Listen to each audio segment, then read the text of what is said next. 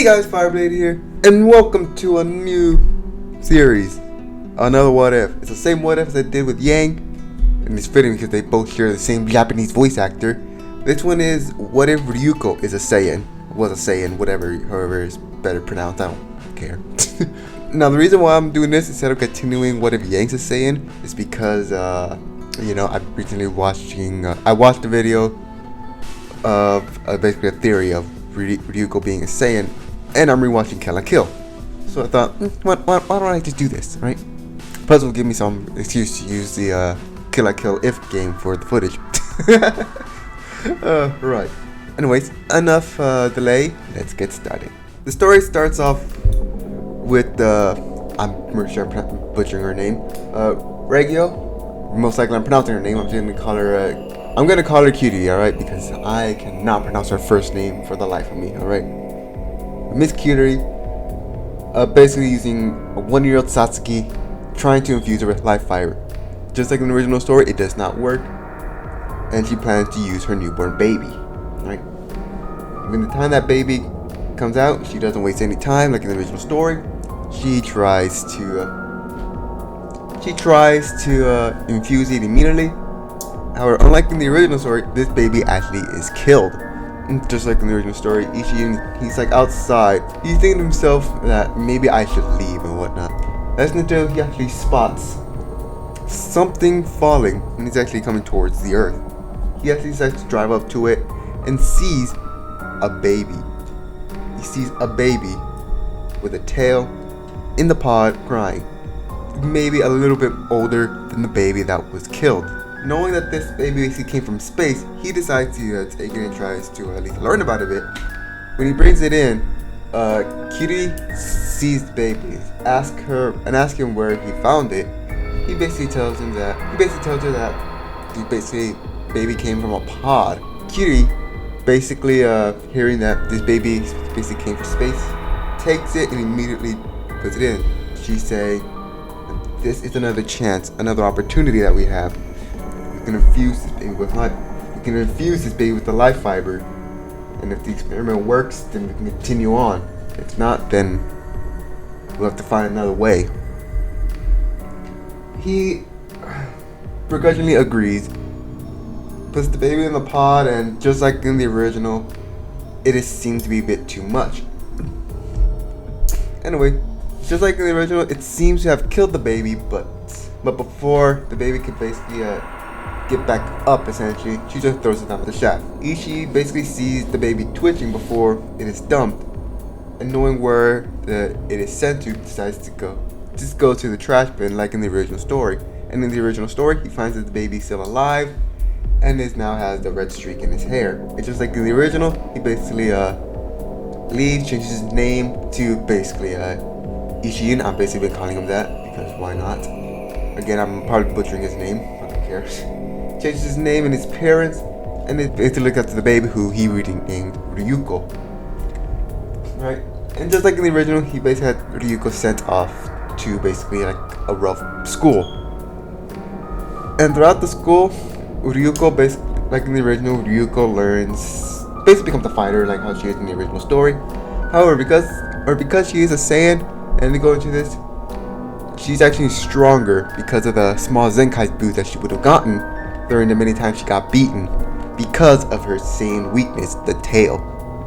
It was almost immediately found that her tail was a weakness, and that anyone who squeezes it hard can just basically paralyze her and just beat the crap out of her. Out of survival and desperation, Ryuko learns to overcome that weakness and basically starts beating the crap out of the other students who's been proven that she has gotten stronger against. Because of the many times, but before she even overcame that weakness, Ryuko too had discovered Ki. It's basically the same principle that is used in the show.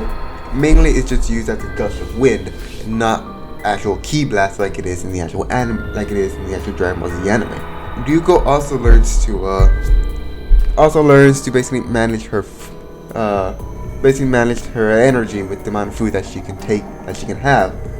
Because of the school that she went to and the amount of time she would have gotten beating the crap out of her because of her tail weakness, Ryuko had to learn to had to learn to use the energy with the amount of food that she got. Meaning that she will, rarely if not ever, she'll be in a situation similar to Kid Goku in Dragon Ball, where if he's hungry he doesn't have energy. She's rarely if not ever have that situation. Anyways, the events of the anime plays out the same until she gets to her first fight, which is with Takaharu. Right. Now the first interaction plays out almost the same. That is until Ryuko gets serious, where when she gets serious, she can dodge basically about like a little less than half of his punches, but she can also throw in some jabs at him. Ultimately, he still wins, and Ryuko will have to retreat. It's just like in the anime when she returns to her father's home. Akuro, I'm pretty sure I'm mispronouncing his name. Akuro will basically drop the trapdoor and basically bring in her and Senketsu together. Now in the actual fight, it is basically no contest, right? In fact, it is just one hit. Just one hit where he's basically down, and then she uses her sword to basically cut off the life fibers, to which Senketsu absorbs and tosses him to Satsuki. And after this, the anime plays out similarly. Even with the fight against Omoki, that plays out exactly the same. A main difference comes in when she first faces against Satsuki. Now in the original anime, Satsuki basically just dicked on Ryuko until she basically got over her embarrassment wearing Senketsu. However, in this version, Ryuko can kind of keep up. Like she can dodge, block some attacks, but ultimately it isn't enough. It isn't until Mako basically gives her a get naked speech to Ryuko that it basically turns into a real fight like in the anime. However, unlike in the anime, Ryuko and Satsuki are even, like exactly even. It's where at the end they both fall. Ryuko basically underneath, Satsuki leaning against her sword, mainly out of refusing to bow.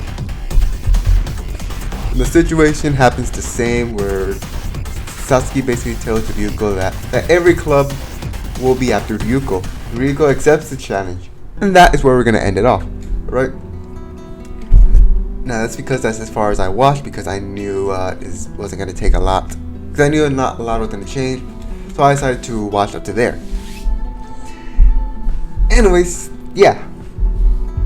If you like this, go ahead and click that like button and subscribe button. I would love to do more for you guys. And just because I'm doing this doesn't mean I'm stopping What If You Ate the Saiyan, alright? I'm still gonna do that one. I just wanted to start off on this one because, again, I saw that theory, which I will put in the description down below. Anyways, Fireblade here, and I will see you later, whatever I make. Bye!